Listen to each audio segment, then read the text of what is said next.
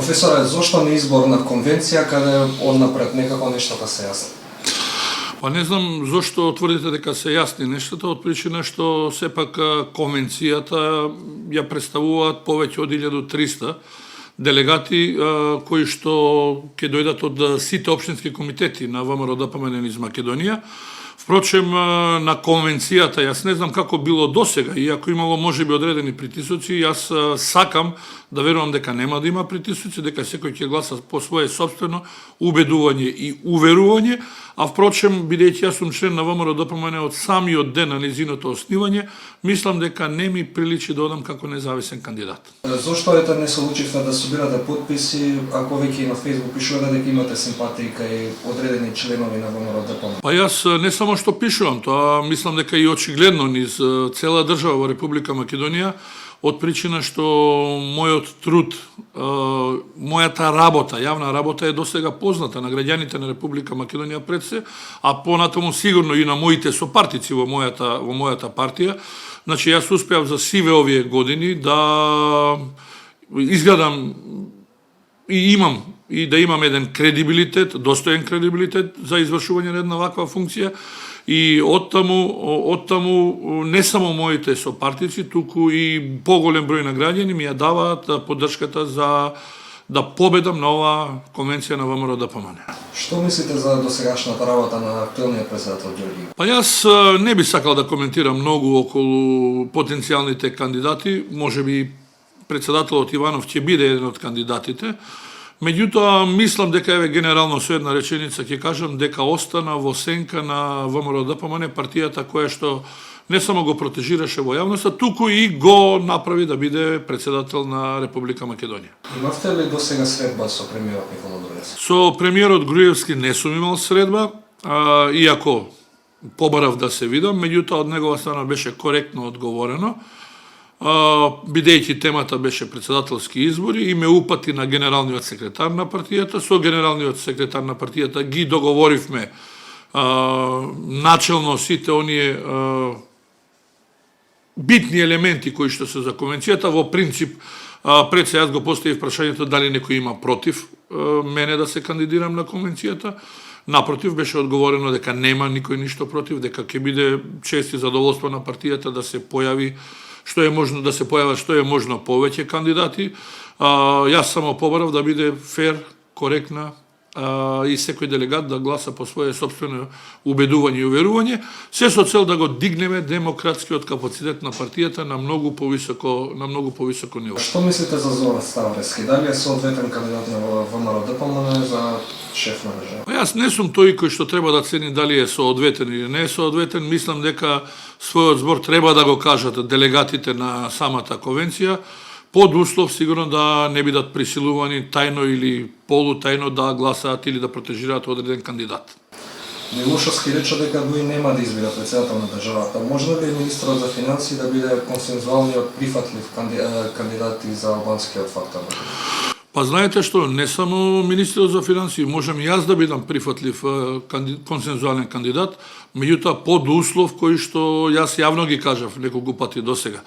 Под услов да доколку се бара човек кој што е легалист, легитимист, човек кој што ќе бара доследно почитување на уставот, на законите во Република Македонија, човек кој што ќе бара доследно почитување на знамето, на химната на Република Македонија, сигурно дека можам да бидам консензуален кандидат не само на партиите на власт, туку и на граѓаните на Република Македонија. Дали сте се уште активен член на ВМРО? Јас сум член на ВМРО ДПМН, меѓутоа не сум активен, бидејќи не сум вклучен во ниту еден орган од партијата, во ниту еден општински комитет. И поради тоа јас често пати, јас сум член на таа партија, рекол од самото основање, и јас често пати излегувам со своји ставови поради неможноста нели да ги кажам некаде во рамките на партијата, некогаш согласувајќи се со тие ставови, некогаш не согласувајќи се, меѓутоа без разлика што јас сум член на таа партија, мислам дека и како професор, како јавна личност која што се занимава со политика долго време, и дури и на професионален план, бидејќи јас сум доктор на политички науки, јас треба да го кажам тоа и посебно го правам со големо задоволство кога ќе излезам во јавноста, кога ќе кажам дали се согласувам или не се согласувам со одредени ставови, без разлика дали на некој му се допаѓало во партијата или не му се допаѓало. Значи, токму поради неможноста јас да го кажам во органите и телата, јас морам на некој начин, и како интелектуалец, и како човек од професорската фела, мислам дека треба да го каже она што се согласува и она со што не се согласува. Стравувате ли може поради некои ваши ставови изразени јавно да бидете исклучени од ВМРО ДПМН? Како можна опција? Не размислувам воопшто и мислам дека на никој во ВМРО ДПМН не му паѓа на ум тоа, туку напротив мислам дека моите ставови се општо прифатени од најголемиот дел на членови на ВМРО ДПМН, па и впрочем и од целокупната заедница во Република Македонија, бидејќи мислам дека се пред се принципиелни, дека се коректни, дека се директни и мислам дека народот, граѓаните на Република Македонија и членството на ВМРО ДПМН тоа го пара, го посакува, иако не велам дека нема несогласување со одредени структури, меѓутоа сепак се тоа маргинални структури во рамки на партијата кои што борејќи се за својот статус, позиција, се обидуваат на разни начини да се додворат до раководството на партијата, меѓутоа тоа се верувајте едни потези со краток здив, без никакво значење, со маргинално значење и не поминуваат многу во јавност. Сите такви обиди. Хармоникар за председател на Националната Алфа одеше прилог дека не сте соодветен за оваа функција. На Фейсбук напишавте дека е прозиран обид на некои ментори за новинарот кој го напишал. Кои се тие ментори? Па јас не знам кои се тие ментори, иако дојдоа одредени сознанија дека тоа бил текст по нарачка до новинарот од, пак велам, некои ситни фигури кои што во ВМРО ДПМН, ситни политички фигури во ВМРО ДПМН кои што досега промениле поголем број на политички партии и последно прибежиште им е ВМРО ДПМН. Меѓутоа видовте како помина тој прилог, се мислам дека новинарот се избламира пред јавноста. Јас во неколку наврати кажав, значи хармоникашот Јове Кекеновски одамна го исполнил својот сон, освојувајќи 3 пати второ место, 3 пати трето место на надпреварите на прва хармоника на Југославија, каде што се појавувале по неколку илјади надпреварувачи. Знаете што значи тоа за Македонија. Тогаш хармоникашот Јове Кекеновски го остварил својот сон кога освоил награда естраден уметник на Република Македонија, снимајќи 2 солистички касети и безброј композиции инструментални, песни и други и аранжмани во тој сегмент. Сега е редно да се оствари сонот на професорот Јове Кекеновски, кој што се докажал и во областа на политичките науки, значи во професорската фела, кој што има голем број на импозантни трудови зад него, голем број на напишани книги, да се оспори сонот, да меѓутоа истовремено и сонот на Република Македонија, конечно да добие еден председател кој што е авторитетен, председател со интегритет, председател принципиелен, председател кој што ќе биде председател на сите граѓани, председател кој што ќе ги почитува различитостите и председател кој што ќе бара доследно почитување на уставот и на законите во оваа држава. Впрочем, во контекст на ова што го споменавте, јас би упатил една порака до сите оние, имаат голем поздрав нели од саксофонистот Бил Клинтон, од пианистот Иво Јосиповиќ, од джудистот Путин и така натаму и многу други успешни надградени личности во својата кариера, како наброени така и ненаброени, напротив, значи занимавањето, не занимавањето, него успешното занимавање со свирење хармоника за мене е предност, а не е хендикеп. Впрочем, како вела, тоа е додадена вредност на една личност. Во кој штаб ќе се подготвува ваша лична и професионална дискредитација? Можно ли е баш во вашата мартична? Мислам дека нема да се случи тоа, нема никаква основа, нема никаква причина.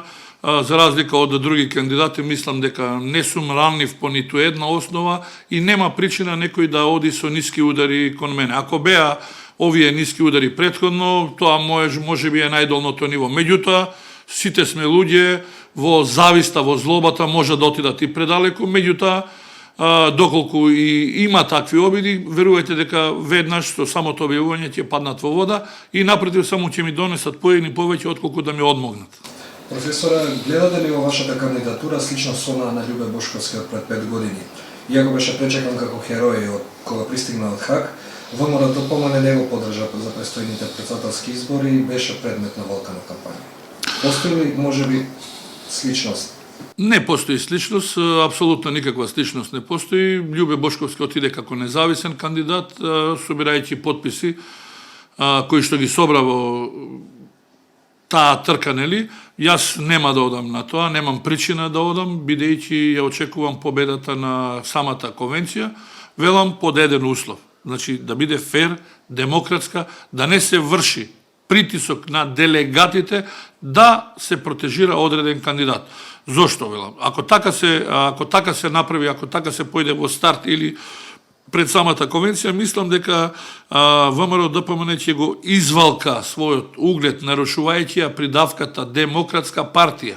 Прво и тоа. Второ, пред целокупната јавност ќе покаже дека во тој случај, ако така направат, ќе се докаже дека демократијата им е страна работа и ќе го нарушат принципот на еднаков третман на сите кандидати.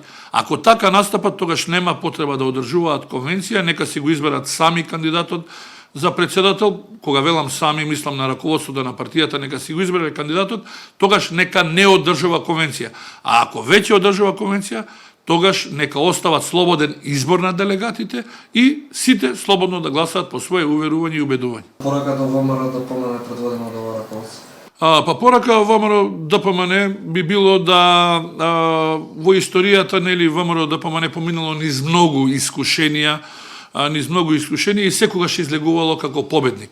Јас пораката до раководството, значи, ја упатувам во смисла да овозможат и да го оправдаме онаа придавка Демократска партија за македонско национално единство и после конвенцијата да излеземе сплотени, да излеземе посилни и да успееме да го добиеме вистинскиот председател за Република Македонија. Зошто гласачите би гласале за Јоваки Кемос?